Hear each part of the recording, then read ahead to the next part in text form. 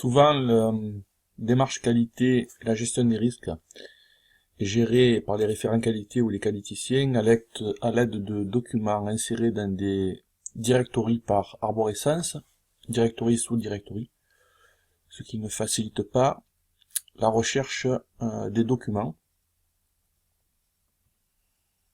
Ensuite, dans les pratiques aussi, des documents Excel le plus souvent ou Word sont envoyés aux IDEC ou aux cadres des établissements pour les remplir, ce qui désempare les cadres d'établissement qui se demandent un petit peu le sens de leur démarche,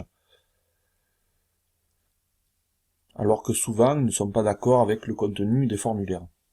Nous proposons une démarche particulière qui est une plateforme sur Internet qui, grâce à un identifiant et un mot de passe, permet d'accéder à des espaces en fonction des droits de chaque utilisateur.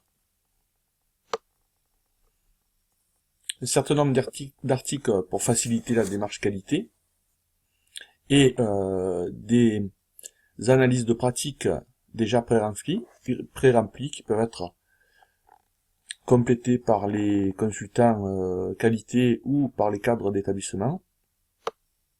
Un système de gestion de projet.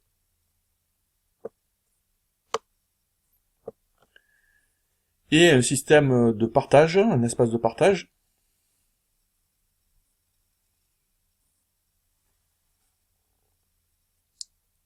Ça peut être un partage à l'intérieur par les membres d'un établissement ou de plusieurs établissements qui ont les mêmes problématiques. Alors typiquement ça se passe par l'utilisation d'un formulaire qui est rempli par les cadres d'établissement à destination des consultants qui sont des professionnels de la gérontologie, donc des gériatres, des médecins coordinateurs, des directeurs d'établissement, des infirmiers référents qualité, donc qui sont à même de compléter et d'alimenter cette plateforme, des ergothérapeutes, des psychomotriciens, etc., etc.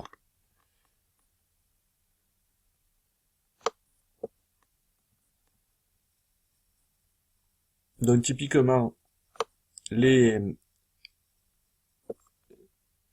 étapes consistent à remplir des items de pratique. Donc par exemple ici les 4 étapes de la prise en charge des médicaments. Des items qui sont structurés en parties et sous-parties, et dans laquelle figure l'ensemble des procédures de l'audit jusqu'aux formations ciblées, qu'on appelle formation évaluative ou tutorat guidé, le rappel des bonnes pratiques. Donc tout ça est alimenté par à l'intérieur de la plateforme, déjà alimenté à l'intérieur de la plateforme pour l'ensemble des items de pratique. Puis il y a un espace qui permet de voir les plans d'action et les formations qui sont proposées par l'établissement, et évidemment, éventuellement, proposer des formations et les créer, les élaborer sur site aux soignants, par exemple.